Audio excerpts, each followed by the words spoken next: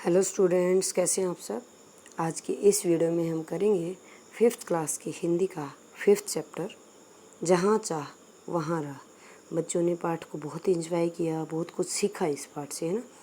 बच्चे बहुत प्रेरित हुए इला की कहानी सुन करके। तो आज हम क्या करेंगे ना, इस पाठ में से एक गद्यांश है ना। आपको पेपर में इस तरीके का गद्यांश दे दिया जाता है 5 मार्क्स का, तो उसी की प्रैक्टिस करेंगे और देखेंगे कि बच्चों ने किस तरीके से और कितना पाठ को समझा है, ठीक है ना। वैसे तो बच्चों को स्टोरी लर्न हो गई है ना। तो चलिए करते हैं अपना गद्यांश। ये कह रहा है गद्यांश को पढ़कर पूछे गए प्रश्नों के अपने उत्तर लिखने हैं, ठीक है।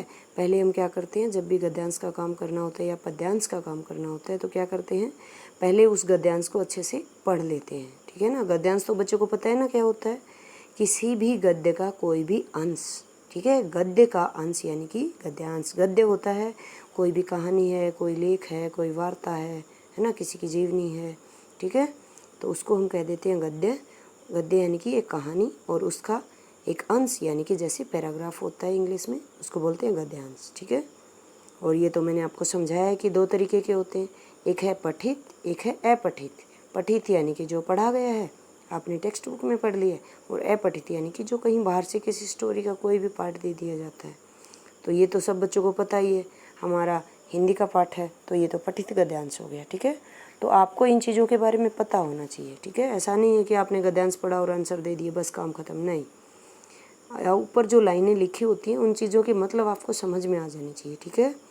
तो जब भी आप गद्यांश करेंगे पहले क्या करेंगे, गद्यांश को अच्छे से पढ़ेंगे, समझेंगे, क्लास में जो सिखाया गया है उससे रिलेट करेंगे, है ना। तभी तो आप प्रश्नों के अच्छे से उत्तर दे पाएंगे।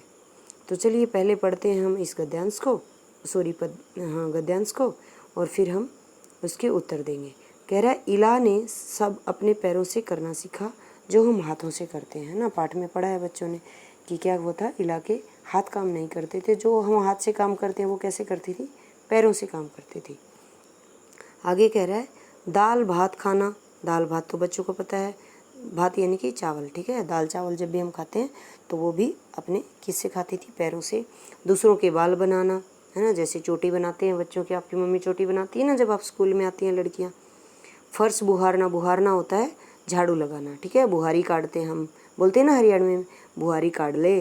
तो फर्श बुहारना यानी कि फर्श पे झाड़ू लगाना, वो भी सब काम वो पैरों से करती थी। देखो कितनी कमाल की बात है ना। कपड़े धोना, है ना, कपड़े हाथ से धोते हैं लेकिन वो अपने पैरों से ये सब काम कर लेती थी। तरकारी काटना यानी कि कोई भी सब्जी, यहाँ तक कि तख्ती पर लिखना भी। तख्ती पता है ना सभी बच्चों को, लकड़ी की एक फट्टा जैसा सा होता है लेकिन उसकी एक शेप होती है, हम उसको बोलते हैं तख्ती। पहले ये हैंडराइटिंग सुधारने के लिए बहुत हम जैसे लोग यूज़ करते थे पहले, है ना। आप अपने पेरेंट्स से पूछेंगे तो वो भी लिखते होंगे ज़रूर। तो तख्ती पर लिखना, तख्ती ये है यहाँ पर आधा है, ये थोड़ी सी प्रिंटिंग में मिस्टेक्स हैं। जब भी मैं आधा वर्ड लिखने की कोशिश करती हूँ ना, आधा अक्षर, तो ये क्या करता है, हलंत लगा देता है। मैंने ज़्यादा सिखा दिया ना बच्चों को कि अक्षर को आधा करने के लिए हलंत लगाइए, तो ये कंप्यूटर, इसने मेरी बात मान ली फ़ोन ने, है ना। बच्चों ने कम मानी, फ़ोन ने ज़्यादा मान ली, ठीक है। चलिए बढ़ते हैं आगे। उसने एक स्कूल में दाखिला ले लिया, है ना। स्कूल में तो हमने पढ़ा है कि उसने 10वीं तक पढ़ाई की थी। दाखिला मिलने में भी उसे परेशानी हुई, है ना। दाखिला यानी कि एडमिशन।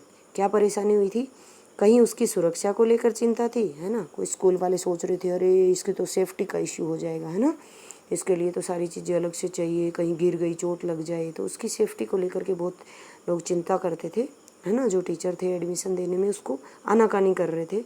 कहीं उसके काम करने की गति को लेकर के, है ना। कुछ स्कूल वाले सोच रहे थे अरे ये इसके हाथ तो काम करते नहीं है, ये कैसे काम करेगी, है ना।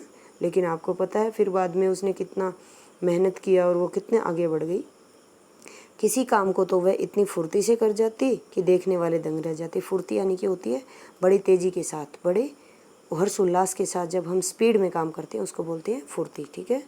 देखने वाले क्या हो जाते थे, दंग रह जाते थे यानी कि हैरान रह जाते थे।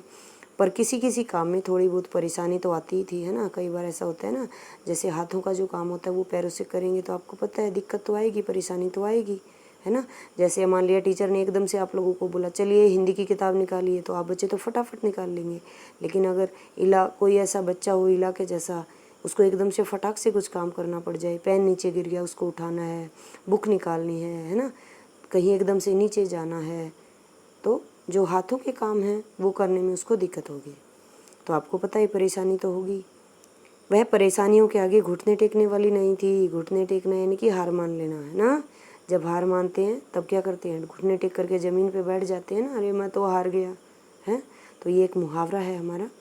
तो क्या करेंगे अब हम इस तरीके से पढ़ते हुए, वैसे तो आपने अगर पाठ को क्लास में जब टीचर समझाता है ना, आपको अच्छे से पढ़ा होगा, आपको कोई दिक्कत नहीं आने वाली, ठीक है। लेकिन जब भी हम गद्यांश के आंसर करते हैं ना क्वेश्चंस के, तो आपको फिर से उसको एक बार अच्छे से पढ़ के समझ लेना है, ठीक है। क्योंकि बच्चे क्या करते हैं ना, गद्यांश के उत्तर गलत लिख देते हैं, लेकिन लगभग सारी चीज़ें ही गद्यांश में दी हुई होती हैं। कुछ ऐसे हिंदी व्याकरण से रिलेटेड क्वेश्चंस पूछ लिए जाते हैं जिनका आपको बाहर से सोच समझ करके जो आपने लर्न किया उसमें से उत्तर देना है। अदरवाइज़ तो गद्यांश में सारे प्रश्नों के उत्तर होते ही है ना। बच्चों को बहुत ईजी लगता है ना, बोलते हैं मैडम फ्री के मार्क्स हैं ये तो 5 तो, है ना। तो चलिए अभी आपका एक छोटा सा टेस्ट लेते हैं, कितना आपने इस गद्यांश से सीखा। अब मैं आपको क्या करूँगी ना, प्रश्न पढ़ करके मैं आपको बताऊँगी गद्यांश में उसके उत्तर कहाँ हैं, फिर हम इनको लिखेंगे। पहला है कि इलाके शरीर का कौन सा अंग काम नहीं करता था। ये तो सब बच्चों को पता है। अगर किसी बच्चे को ये प्रश्न का उत्तर नहीं पता तो इसका मतलब उसने पाठ को एक बार भी नहीं पढ़ा, है ना। और मैं तो आपको क्या बोलती हूँ, जब तक हम किसी पाठ को करते हैं आप हर रोज़ उस पाठ को पढ़िए। तो ये वाला प्रश्न तो मैं किसी को नहीं बताने वाली, है ना। बहुत बार बताया है, सब बच्चों को पता है। आपको सपने में भी पूछ लिया जाए तो आपको पता है कि इला के हाथ काम नहीं करते थे, है ना।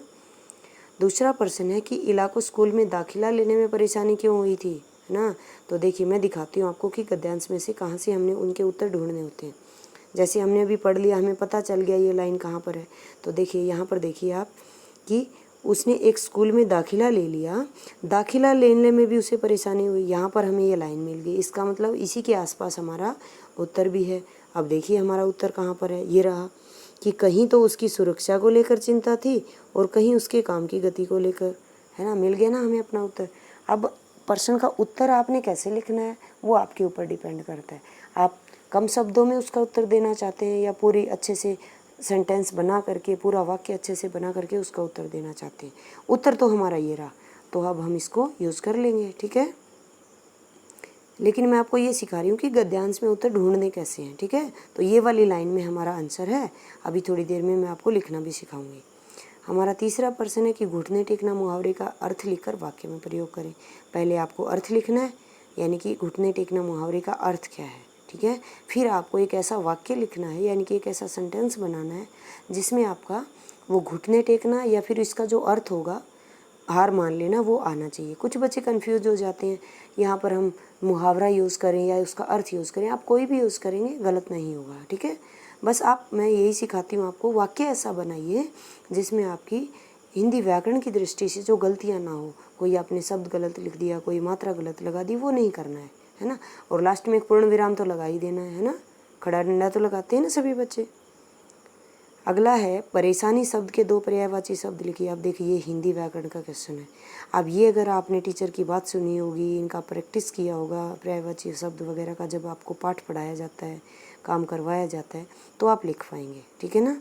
और अगर फिर भी समझ में नहीं आता है ना, तो देखिए उस शब्द को आप क्या करेंगे, आप गद्यांश में ढूंढ लेंगे। देखिए जैसे मैं आपको दिखाती हूँ, काम, जैसे नीचे वाले पर किसी काम को काम में थोड़ी बहुत परेशानी तो आती ही थी। आपने अब यहाँ पे देख लिया। अगर आपको वाक्य में उसके अकॉर्डिंग, वाक्य के अकॉर्डिंग पता चल जाएगा ना। अगर आपको बाई चांस नहीं पता है कि इसका पर्यायवाची क्या है, तो आप वाक्य को रीड कर लीजिए अच्छे से, सेंटेंस को, तो आपको क्या होगा, पता चल जाएगा कि उसका मतलब क्या होता है। अब जैसे देखिए, पर किसी काम को करने में थोड़ी बहुत परेशानी तो आती थी। अब आपको समझ में आ गया परेशानी का मतलब दिक्कत, कठिनाई, है ना। और देखिए अगर कठिनाई देखना है तो आपको ऐसा नहीं है कि आप मात्रा गलत लिखेंगे। इसमें हमने देखा भी था कि अभी कठिनाई यहाँ पर आया भी था, ठीक है। अब देखिए, चलिए अगला देखते हैं प्रश्न।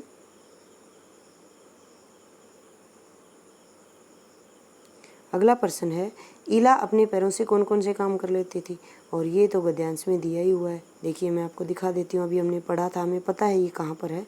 देखिए ये कह रहा है दाल भात खाना, दूसरों के बाल बनाना, फर्श बुहारना, कपड़े धोना, तरकारी काटना, है ना। ये सब काम वो कर लेती थी। लास्ट में उसने कुछ और भी ऐड किया है, तख्ती पर लिखना, ठीक है। अब हम इसको बना करके अपने तरीके से अच्छे से लिख देंगे।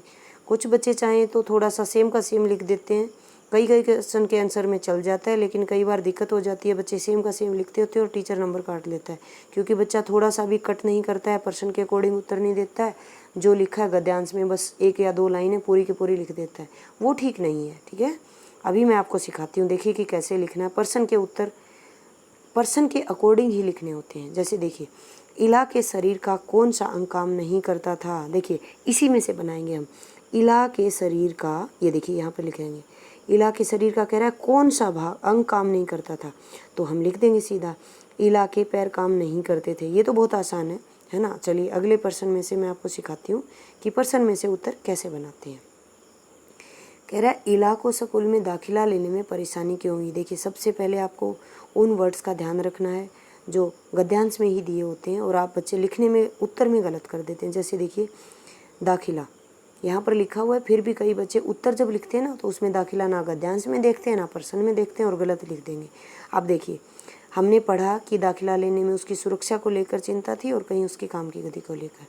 अब आप इसको छोटा करके लिखना चाहें तो इस तरीके से लिख सकते हैं, जैसे मैंने लिखता है कि क्योंकि, ये क्या है फिर भी मैं बता रही हूँ, आधा है यहाँ पर हलंत लगा दिया है, क्योंकि कहीं उसकी सुरक्षा को लेकर चिंता थी तो कहीं उसके काम करने की गति को लेकर। ये तो हुआ, हमने क्योंकि लगा दिया और पूरा गद्यांश में से लिख दिया। अगर कोई बच्चा है बहुत ही अच्छे से लिखना चाहे तो मैं बताती हूँ कैसे लिखना है। आपको लिखना है इला को स्कूल में दाखिला लेने में परेशानी हुई। ठीक है, क्योंकि जगह हम लिखेंगे क्योंकि कहीं उसकी सुरक्षा को लेकर चिंता थी तो कहीं उसके काम की गति को लेकर। तो आप पहले प्रश्न को ऐसे तरीके से बना करके लिखेंगे तो बहुत अच्छा रहेगा, है ना। अच्छे बच्चे ऐसा कर सकते हैं ना। इला को स्कूल में दाखिला लेने में परेशानी हुई क्योंकि कहीं उसकी सुरक्षा को लेकर चिंता थी तो कहीं उसके काम की गति को लेकर। इस तरीके से प्रश्न में से आप अपना उत्तर बना करके पूरा लिखेंगे तो टीचर को भी देखने में बहुत अच्छा लगेगा, है ना। अगला प्रश्न है हमारा घुटने टेकना। ठीक है, तो हम अर्थ लिखेंगे कि घुटने टेकने का मतलब होता है हार मान लेना, और उसका वाक्य में प्रयोग ऐसे लिख देंगे कि वह परेशानियों के सामने घुटने टेकने वाली नहीं थी। देखिए गद्यांश में ही आई हुई है लाइन, वहीं क्यों ना लिख दें हम, क्यों अपना नया बनाएं और कई बार फिर नया शब्द यूज़ कर दें जो हमें मात्रा नहीं लगानी होती और फिर गलतियाँ निकाले अध्यापक। ऐसा काम हमने करना ही नहीं है। गद्यांश में वही लाइन दी हुई होती है, थोड़ा सा काट छाँट करके उसी को लिख देंगे। फिर भी आप लिखना चाहिए अपनी तरफ से तो आसान सा लिख दिए कि मैं घुटने टेकने वालों में से नहीं हूँ या मैं घुटने नहीं टेकूंगी, इस तरीके से आप।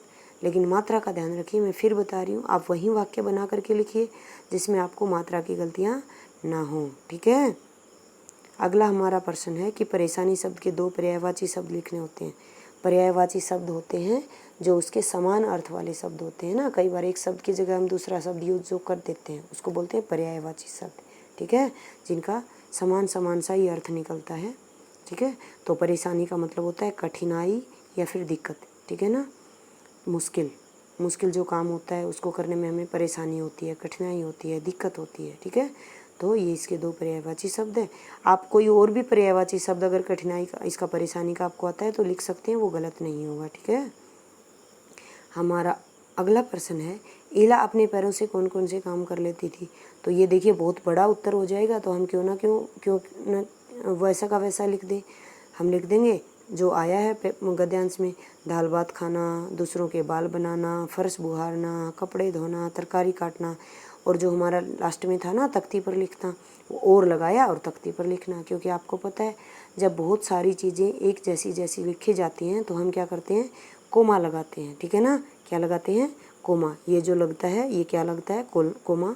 लेकिन जब लास्ट वाला होता है उससे पहले हम और लगा देते हैं। ठीक है ना, ये मैंने आपको सिखाया है जब हम विराम चिन्ह कर रहे थे ना हिंदी व्याकरण में, तब मैंने आपको बहुत अच्छे से सिखाया है। तो ये वैसे का वैसा लिख देंगे। लेकिन बच्चे मैं फिर बोल रही हूँ आपको, ये जो सारी चीज़ें हैं ना जो आपको मुश्किल लग रही है, फर्श बुहारना है ना, तरकारी काटना, ये जो लिखने में, तख्ती लिखने में दिक्कत नहीं होनी चाहिए। क्यों, क्योंकि उत्तर तो गद्यांश में दिया हुआ है। ठीक है, तो आप गद्यांश से देख देख करके ऐसे लिखते जाइए और अपने अच्छे से काम करते जाइए और अच्छे बच्चे बनते जाइए। ठीक है, तो चलिए मिलते हैं अगली वीडियो में, तब तक के लिए अच्छे से पढ़ाई करते रहिए। ठीक है।